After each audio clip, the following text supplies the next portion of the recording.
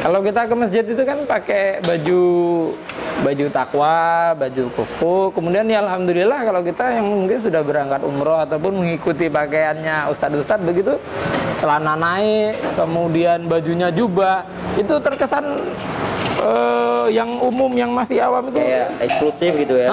Eksklusif, sehingga mereka mau mendekat kadang-kadang takut. Ustadz, gimana itu? Yang pertama dokter, dalam masalah pakaian memang tidak ada sih ketentuan warna dan bentuk tertentu secara umum ya. Tetapi secara anjuran-anjuran di sana ada. Contohnya Nabi SAW bersabda, ilbasu al-bayad. Pakailah pakaian yang berwarna putih, karena dia adalah pakaian kalian di dunia dan akhirat. Maksudnya ketika kita dikafankan. Wa kafinu fiha mautakum, dan kafankan mayat kalian dengan kain putih. Di sini berarti ada anjuran untuk memakai pakaian-pakaian yang berwarna putih. Bukan berarti tidak boleh selain putih, karena Nabi pernah juga memakai imamah yang warna hitam. Nabi juga pernah memakai baju yang merah bergaris-garis ketika beliau di Mekah kan, dalam hadis sahabat Bara bin Azib.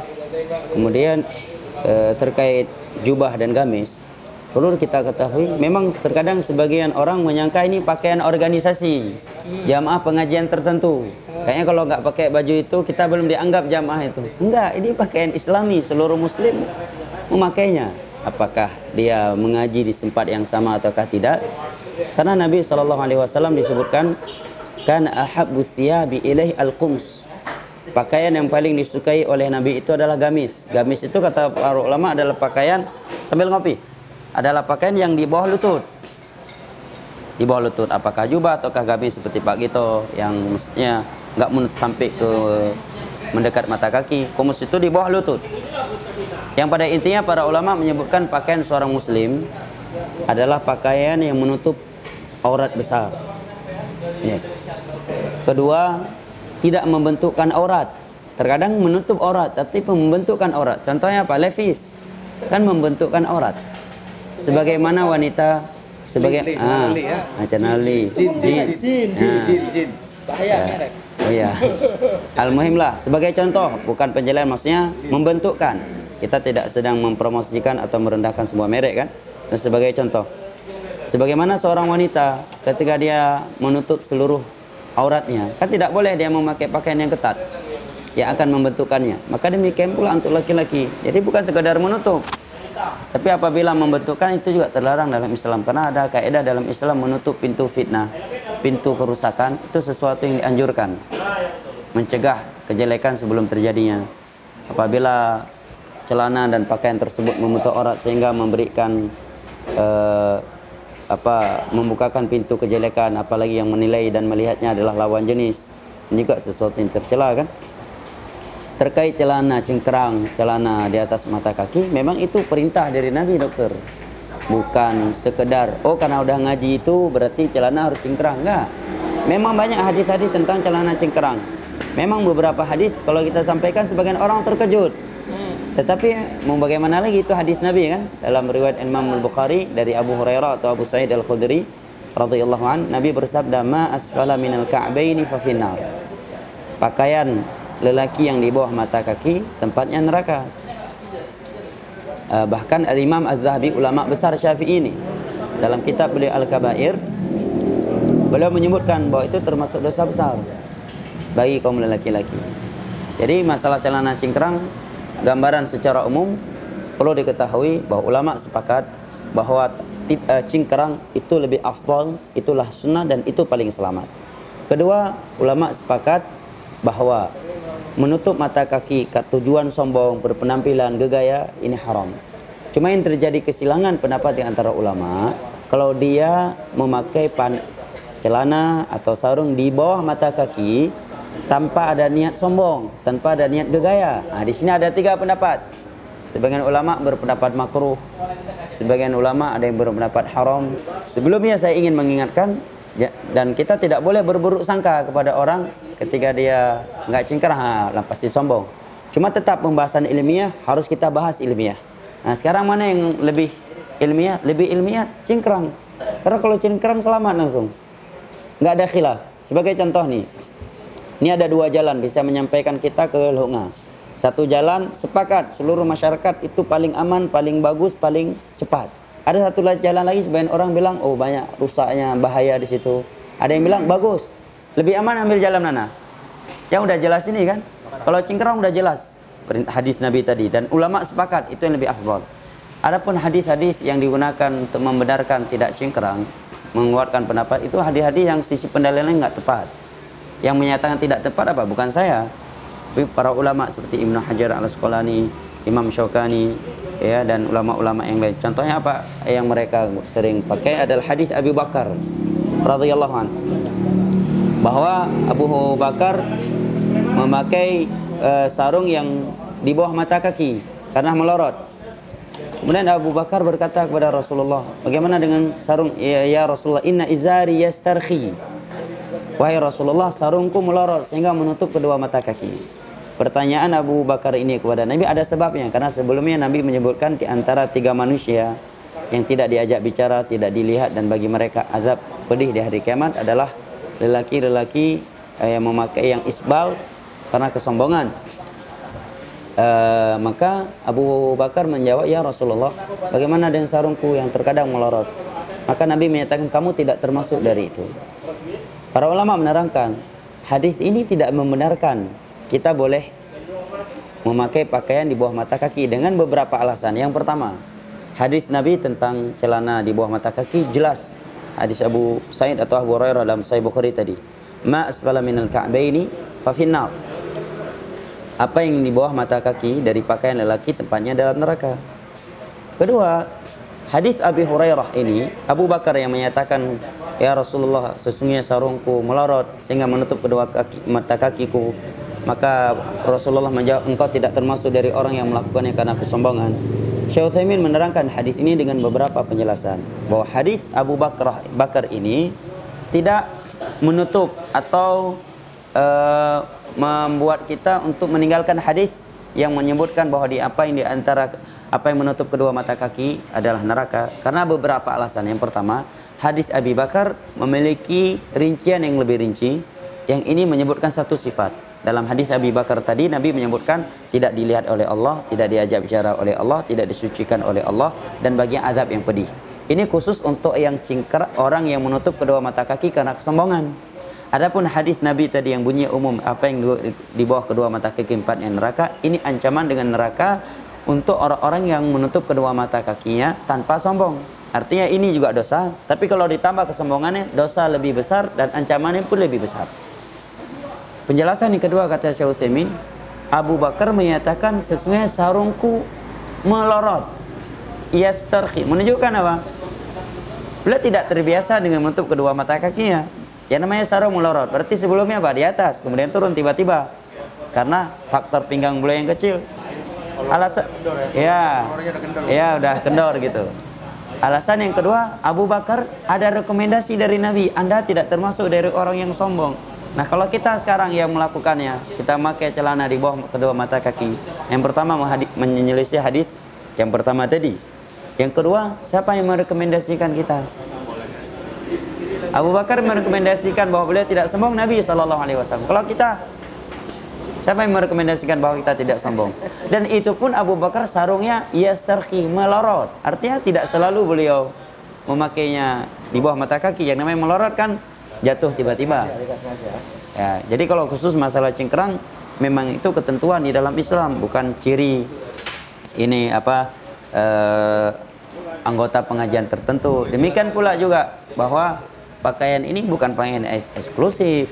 Artinya kalau antum nggak berpakaian ini, saya nggak jalan sama antum, enggak. Selama ente nggak buka celana aja, ya kan? Selama ente pakai celana, pakaian yang menutup aurat, apakah teman-teman baju loreng ataukah baju yang lain, ya. Yang paling penting adalah kita berkawan di atas undang-undang dasar kita, radhina billahi rabba wa bil islami dina wa bi Muhammadin sallallahu alaihi wasallam nabiyyan wa rasulullah. Innamal mu'minuna ikhwah, inna akramakum indallahi atqakum. Yang paling bertakwa, yang paling mulia adalah yang paling bertakwa. Walaupun tentunya memakai pakaian yang seperti ini banyak manfaatnya. Yang pertama tadi, kalau masalah celana cingkrang jelas, ya kan. kedudukan dalam Islam. Memakai pakaian seperti ini karena Nabi sangat mencintai pakaian gamis. Maka mencintai apa yang dicintai oleh Nabi juga sebuah pahala. Lebih dari itu, dia akan lebih menjaga kita, dokter. Makanya dalam Al-Quran kan Allah menyatakan walibasut taqwa dzalika khair. Pakaian ketakwaan itu lebih baik, walaupun makna pakaian di sini yang paling pertama maksudnya kata ulama tafsir adalah ketakwaan. Tapi dengan pakaian ini terkadang menjaga kita dari maksiat. Coba misalkan kita ada tugas keluar kota, ya di kota besar yang sumber maksiat banyak sama kawan-kawan. Karena kita mungkin berjenggot, suka pakai gamis. Mungkin ada kawan-kawan dia mungkin mau ngecek, mungkinnya ada tugas di diskotik, mau ngecek barang apa gitu kan. Ngajak dokter Wahyu nggak jelas ini, diceramahin pula nanti ini.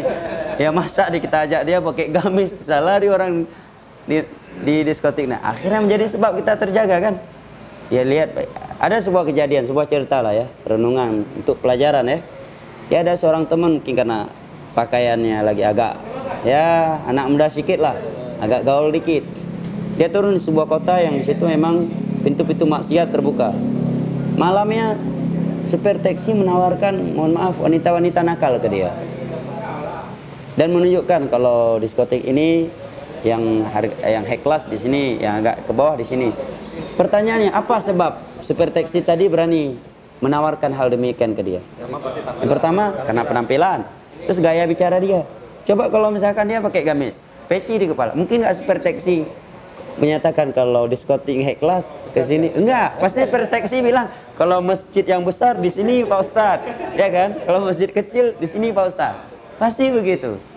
Akan menjadi sebab kita lebih terjaga, dokter. Kadang pakaian itu kita anggap remeh, tapi menjadi sebab kita terjaga kan. Contohnya kayak tadi. Coba misalkan ada kita lewat di satu gang yang udah ma'ruf, orang lewat gang itu pasti akan diganggu. Dengan kita berpenampilan lebih islami, ada peci di atas kepala, menggunakan sarung atau koko atau gamis atau jubah, pasti yang ingin merayu tadi mikir 10 kali kan, ini gua rayu nih, diceramahin pula nanti ini. Kan nggak jadi. Pakaian lelaki, yeah. Gimana dengan wanita? Karena hadis tadi apakah harus juga mati, harus kembalikannya? Nggak. Kalau untuk wanita malah ada hadis Ummu Salamah agar 1 jengkal di bawah mata kaki, yang pada intinya menutup kakinya. Kalau dia tidak menggunakan 1 jengkal di atas mata kaki karena khawatir kotor agak ribet, ya digantikan dengan kaos kaki.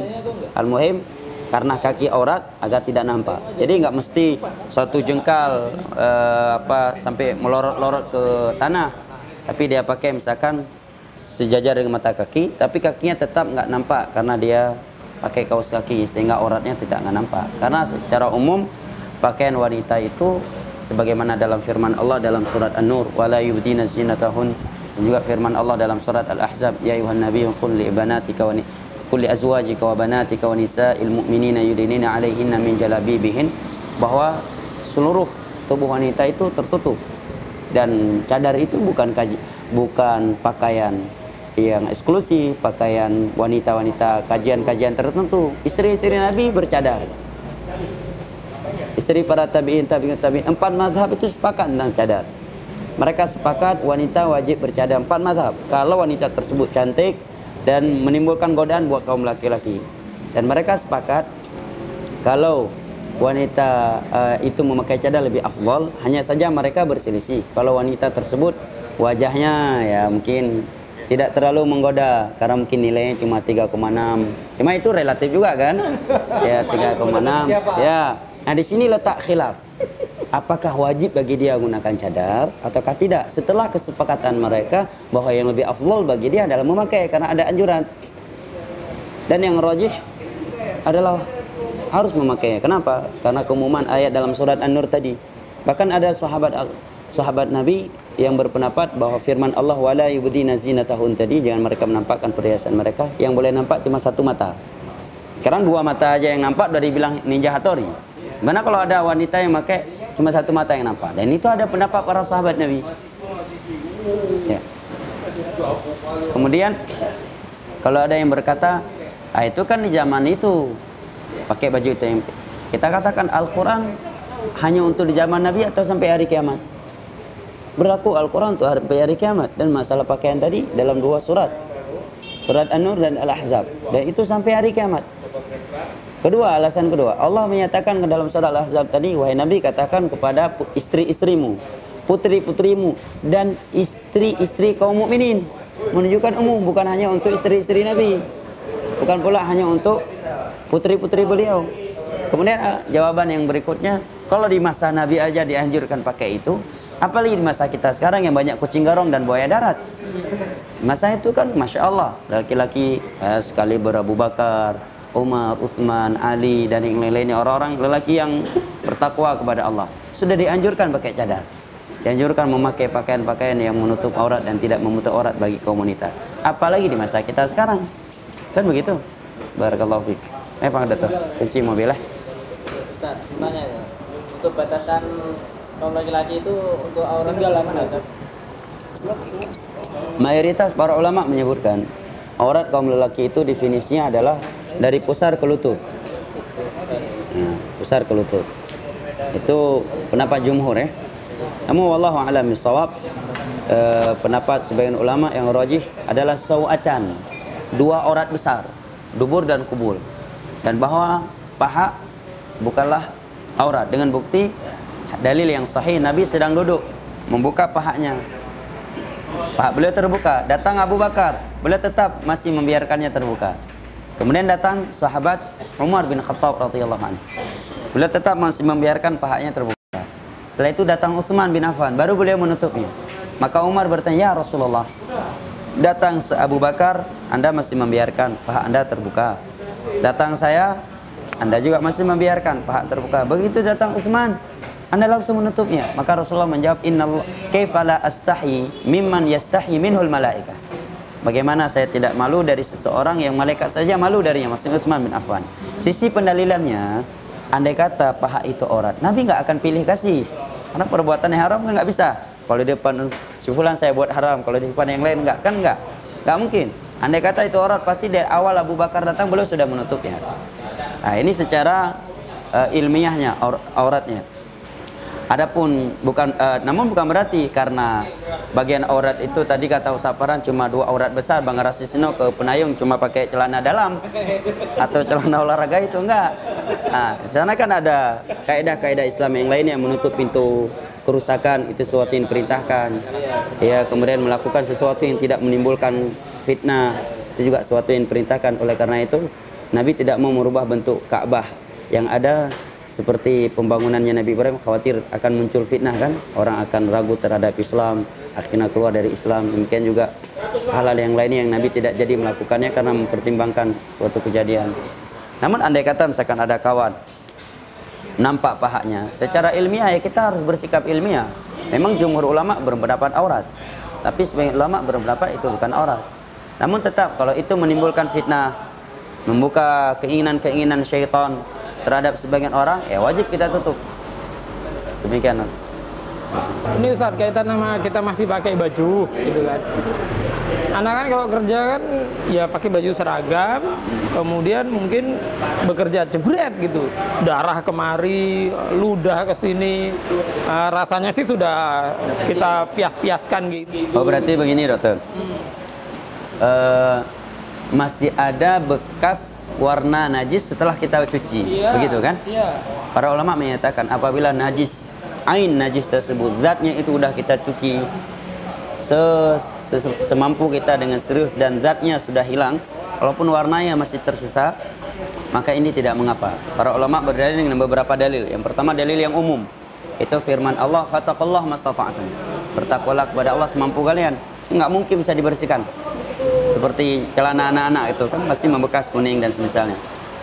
Dalil umum yang kedua firman Allah, yuridullahu bikumul yusra wa la yuridu bikumul usra. Allah menginginkan kemudahan untuk kalian dan tidak menginginkan kesulitan untuk kalian. Andai kata harus bersih, berarti setiap hari 3 celana anak harus buang ke tong sampah. Duit dari mana? Tiap hari celana baru. Dalil yang khusus diantaranya para ulama sebutkan tentang istijmar. Dalam Islam kan ada hukum istijmar.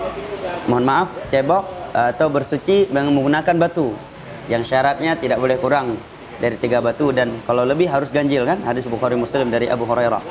Yang namanya bersuci, mohon maaf, misalkan mensucikan air besar, atau air kecil dengan batu, pasti kan ada membekas. Nggak mungkin hilang 100% seperti air. Menunjukkan sesuatu yang kecil, ya, dalam Islam dan itu tidak mampu bisa dihilangkan atau bisa dihilangkan tetapi memberikan keberatan yang luar biasa, itu dimaafkan dalam Islam. Dalil yang khusus yang kedua tentang kencing anak kecil laki-laki yang belum mengkonsumsi selain ASI. Nabi menyatakan cukup dipercik. Ya memang dipercik pasti nggak hilang 100%. Para ulama menyatakan kenapa Nabi mengkhususkan bayi laki-laki. Yang pertama, karena bayi laki-laki biasa oleh orang Arab itu lebih sering membawanya jalan-jalan daripada bayi perempuan, karena akidah orang jahiliyah waktu itu ya. Kedua, alasan para ulama yang lain karena kencing laki-laki itu, bayi laki-laki itu beda dengan kencing bayi wanita. Laki-laki itu lebih memancar gitu ya, terpencar gitu ya. Agak banyak gitu. Sehingga kalau dicuci agak sulit gitu. Al-muhim di situ ada kaidah al-masyaqqatu tajlibu taysir. Sesuatu yang memberikan rasa berat di luar normal itu mendatangkan kemudahan. Nah, demikian jawabannya para ulama. Tapi Ustaz, kalau habis operasi kena darah itu cuman gini-gini aja nggak bisa? Oh iya, cuci. Harus cuci ya? Enggak, masalah darahnya dilihat dulu darah apa ini. Kalau darah nggak najis, darah tidak ada yang najis kecuali darah haid. Darah normal? Darah normal nggak najis. Itu ada sahabat Nabi yang bernama Abbad bin Bishr. Beliau sedang salat, dipanah oleh kaum musyrikin di perang Zatul Riqa. Dipanah. Sampai sekian anak panah di tubuh beliau. Begitu selesai beliau salat, baru beliau bangunkan kawannya yang gantian istirahat, yang menjaga Nabi SAW di perang Zatul Riqa. Kata para ulama, ini dalil bahwa darah itu tidak najis. Bukan berarti tidak najis, berarti boleh diminum. Ini hukum haram, nggak ada kaitan dengan najis. Sesuatu yang haram belum pasti najis. Tapi sesuatu yang udah najis udah pasti haram. Nih, sering di kita itu kita ajak kawan kita, ayo bang sholat. Maaf dokter, ini kotor, ini masih kotor kan bukan najis kita bilang. Kalau kotor nggak najis ya nggak boleh jadi alasan. Itu nggak boleh ya? Nggak bisa. Kecuali najis, bersihkan. Juga nggak ada alasan untuk nggak sholat. Begitu. Kan setiap musola diajak najis, kotor terus alasannya kan. Darah haid wanita tidak najis. Walaupun pendapat sebagian ulama ada yang najis, tapi pendapat sebagian ulama ada yang kuat tidak najis. Dan bukti hadis Abbad bin Bishr tadi, beliau dari panah keluar dan tetap aja melanjutkan salatnya. Kemudian di masa Nabi, kata Hasan Al-Basri, seorang ulama tabi'in, banyak sahabat yang terluka dan mereka berhari-hari di medan perang dan tidak ada air. Nggak mungkin mereka bisa membersihkan luka mereka dan menghilangkan darah tersebut. Bersamaan itu Nabi mensyariatkan salat di medan perang. Pasti bekas-bekas darah dan luka masih ada di tubuh mereka. Bersamaan itu kata Hasan Al-Basri, tidak ada riwayat dari Nabi agar mereka membersihkan darah tersebut sebelum salat. Demikian. Udah datang nikmat nih dokter kayaknya kajian hari ini. Sampai di sini. Silakan Pak Gito. Barakallah.